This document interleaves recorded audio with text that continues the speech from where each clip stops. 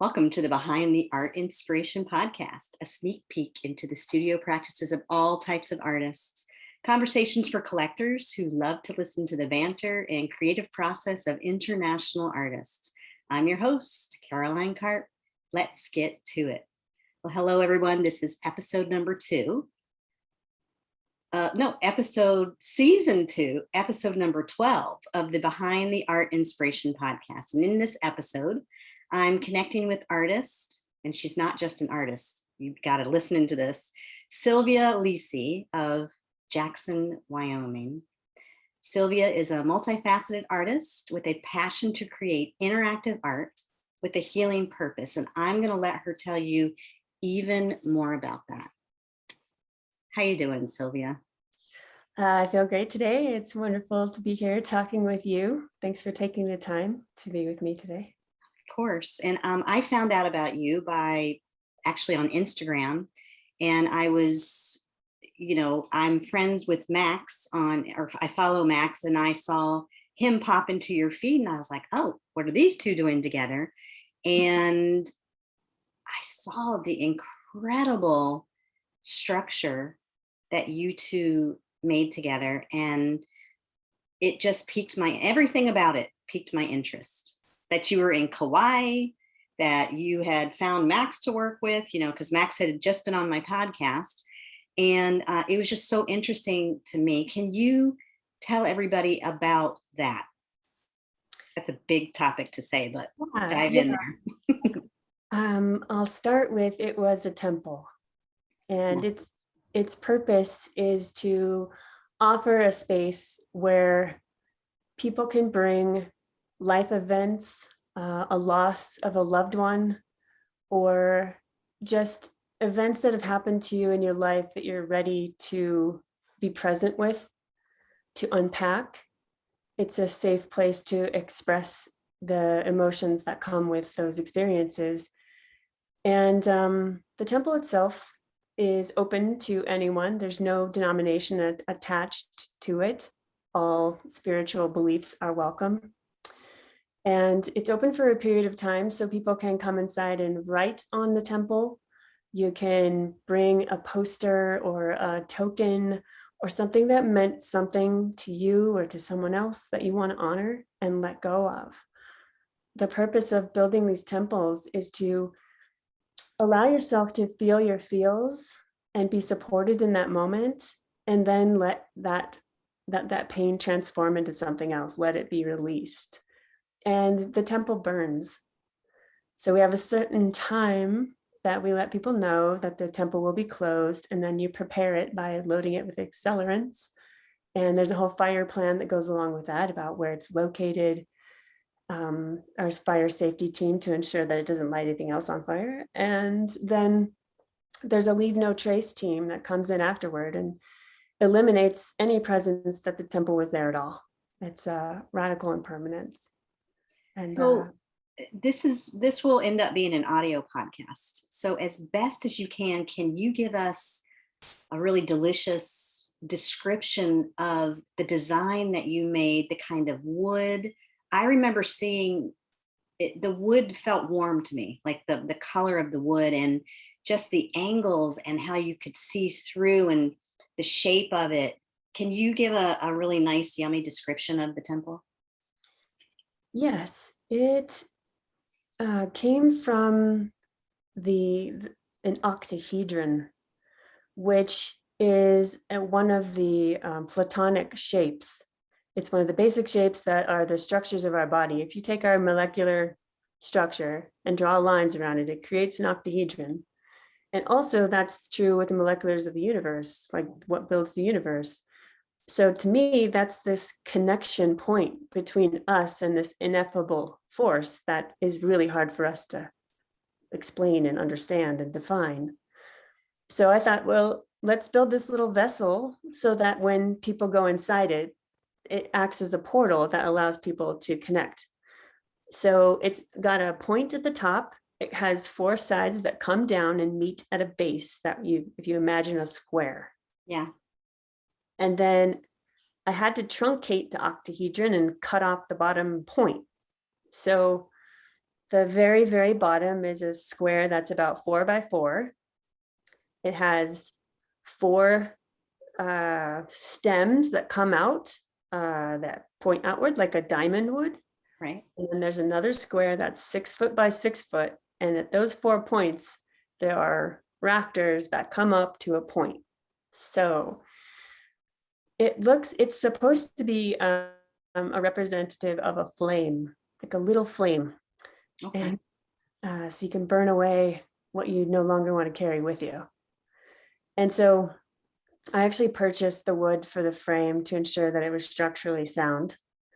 And then Max at his studio had a collection of repurposed wood from builds around the island that his friends had said, oh, I have this salvage wood. Can you use it? Absolutely. So the framing for the windows, the framing for the altar, and the framing for the door came from repurposed wood from the island.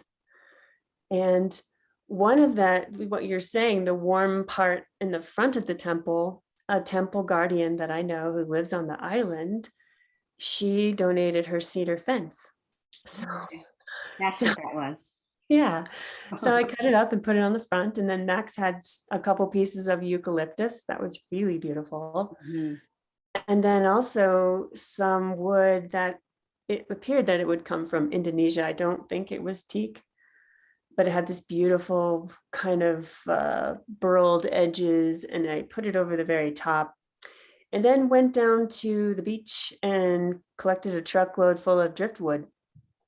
Yeah. That was our goal was about 4 inches in diameter. The longest length we needed was 6 feet. And so my friend Leonie Wolf and we went out and made a day of it. And we just got 1 truckload, and it happened to be almost exactly what we needed. We needed to go get more to burn it eventually, but pretty spectacular how it all fit together. And then Max had items around his shop because I wanted to create these special medallions. The medallions themselves are symbols that come from ancient sources of alchemy that they basically represent a balance of the forces within us that are masculine, that are feminine. And when they come together, they accelerate their energies. And there is a symbol inside there that is the breath of compassion. So that each of the 4 sides, well, actually 3 of the 4 sides were covered with driftwood. 2 of the sides, if you're facing the temple, the right side and the left side, the driftwood would be cut out to create a circle. And then in that circle, the medallions were suspended with wires.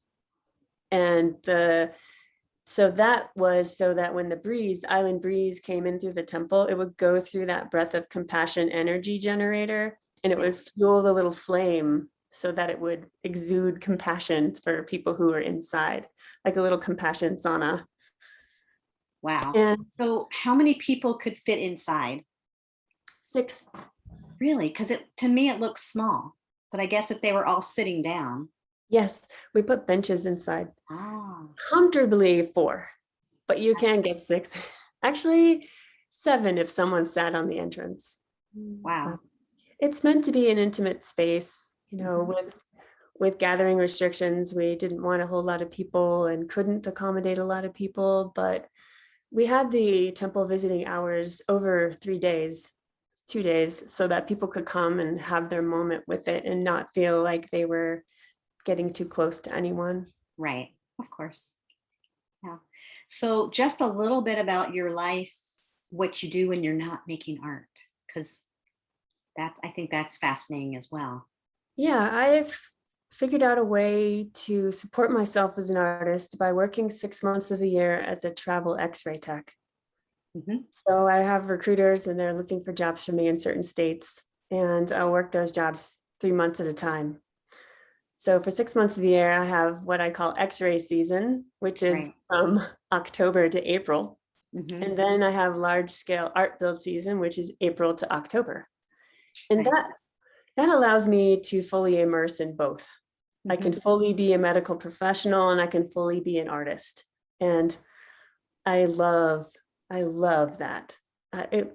Yeah. It's such a gift that I'm grateful that I figured that schedule out in my life. So You're about to embark on a month-long, how long journey? Month?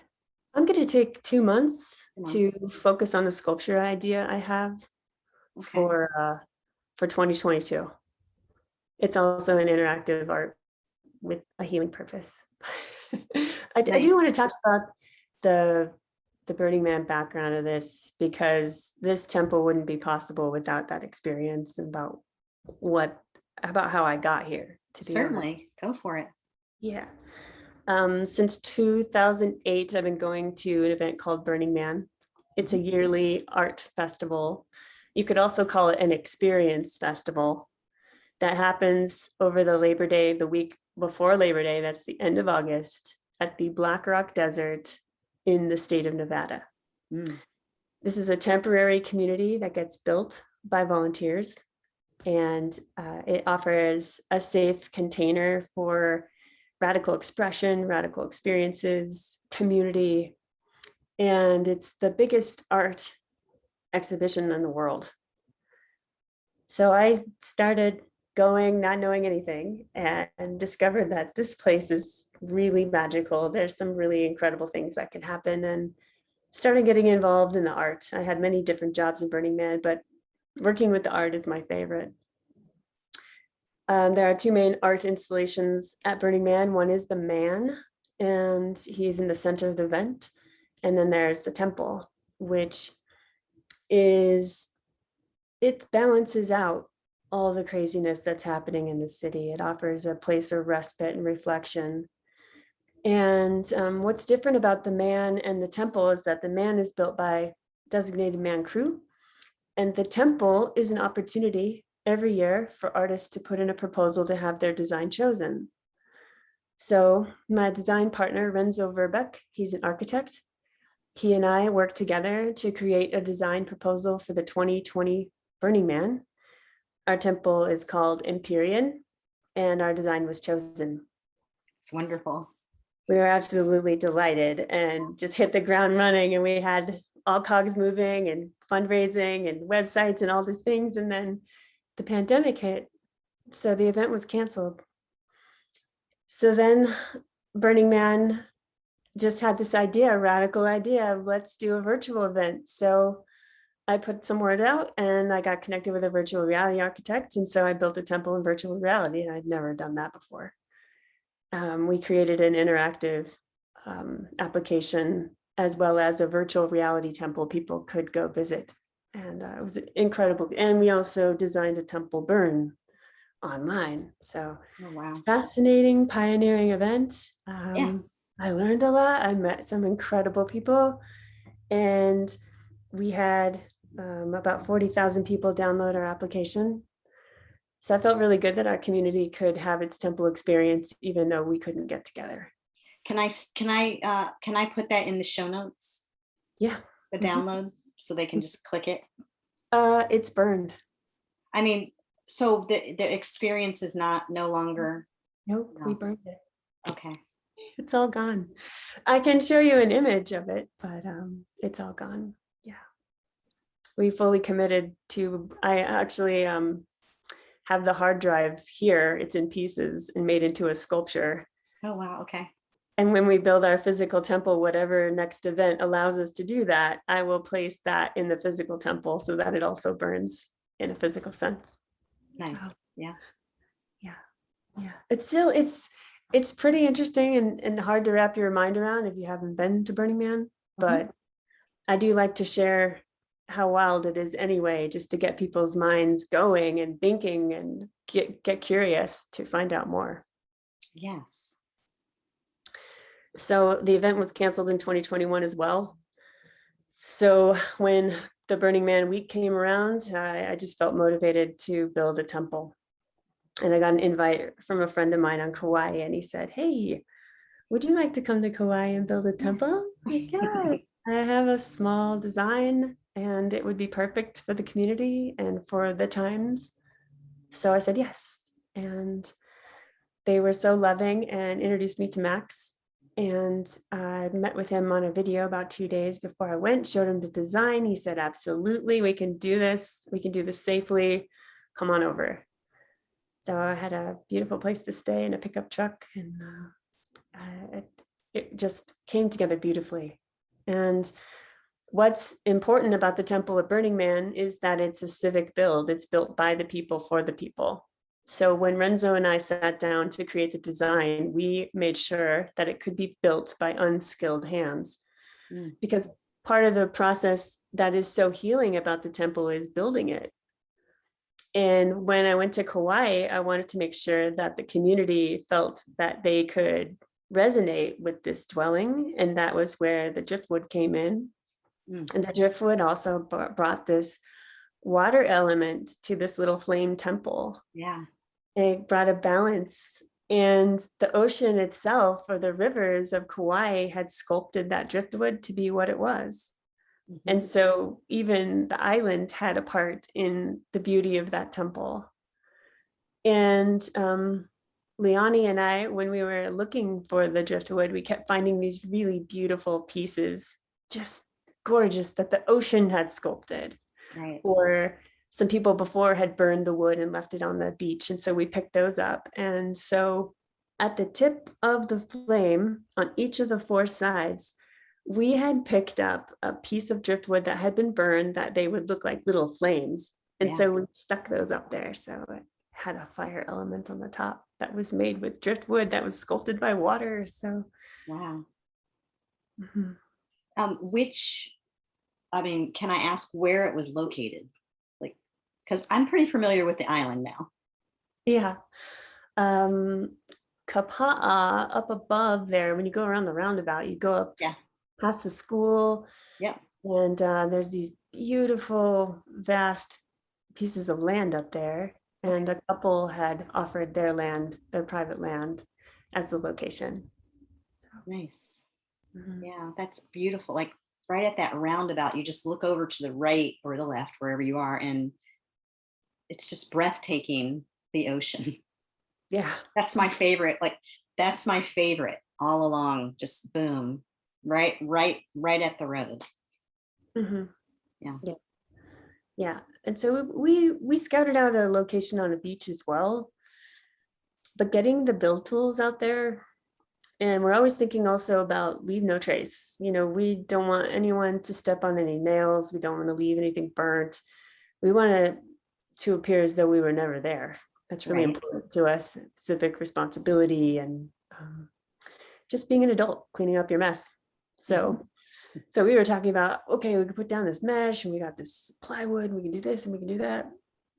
But then we thought, sometimes when you build things on the beaches in Hawaii, people come along and set them on fire when you don't want them to. And with something this important for the community, something this precious, really, we wanted to keep it protected. So I think I would come back and build one on the beach, just to allow people to do whatever they want to do with it and how they feel with it, and then have an intentional day where it'll burn and leave a sign up saying this is what this is and this is when it'll burn. Right. Just open it up to a bigger community. Yeah. I feel inspired to do that. Yeah, I'd like to see that. Was there anything, where can people find out more about you? Like, I'll put it in the show notes too, but I saw you on Instagram, and yeah, I'll share my Instagram account. That's where I put all my artwork, and I do so many different things. I sew, I paint, I build, I design. I help others with their art, which is always exciting as well. Wow. So that's a good place to see what I've been up to. You'll see me in a bucket truck 40 feet in the air, putting paneling on a temple. You'll see me at a sewing machine with my mom, sewing a 80-foot cover for a 70-foot tower, things like that. And I can also share the website for our temple, because it has been also moved forward to be the temple for Burning Man for 2022. But much larger, right? That temple will be 200 feet wide and 70 feet tall. And how many people will that fit? With the pandemic, I don't know Oh, gotcha. what's going to happen, but it's our goal to not limit anyone going in there, not restrict any flow whatsoever. But Yeah. the event has 80,000 people. Yeah. They won't all be in there at once, but you could And this have. is the temple. Yes. That's pretty impressive. Yeah. Yeah. She's called Empyrean, which is a medieval cosmological term that refers to the place, this confluence where humanity and divinity can convene. Mhm. And it was believed to be the birthplace of fire. Wow. So it's the shape of an 8-pointed star. When you look at it from above, it looks like a compass rose. Mm. 4 of the, we call them blades of the star, are longer than the other 4. And in the center is what we call the central flame, and that is the healing element of the temple. And it is a full shape of an octahedron, and it's suspended in the air. If you go into the center of the temple, you can look up, and the flame is suspended 15 feet above your head. It's a 55-foot long sculpture that is 70 feet at its highest tip. Wow. Yeah. The canopies, or the blades themselves, where they come to the center of the temple, there's an opening between the blades and the center sculpture. Those blades are 40 feet tall. Wow. And what's special about the blades is that they are covered with a geometrical pattern that is made by panels that are 4 feet by 8 feet wide. And those panels are handmade by volunteers. And we have blueprints for each of the 4 different patterns. And when they're up on the blades, they tessellate to create these sacred geometry patterns. Wow. And those patterns are based on that compassion, that breath of compassion symbol, the Empyrean medallions. So when the wind comes, which you do get at Burning Man, sometimes up to 90 miles an hour. So we do have full engineering on the structure. That breath goes through those designs and fuels that compassion. So I'm really excited to see her built and to see people interacting with it and doing its job. And I'm really excited to see it burn. Absolutely. How fascinating. Yeah. Thank you for educating us, me. Some people might be familiar. Yeah, thank you for being interested. It's always fun to talk about it. It's such a whimsical event, Burning Man. Yeah. I think it's important for people to know that there is transformational healing available at the event as well. So, Is there anything else you want to tell us before we go?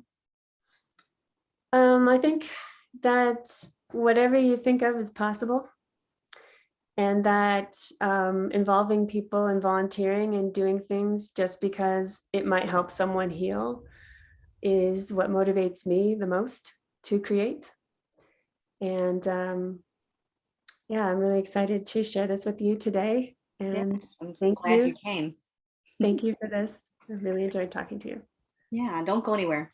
But thank you everybody for watching and listening as I share my love of fun, connection, and collaboration and art.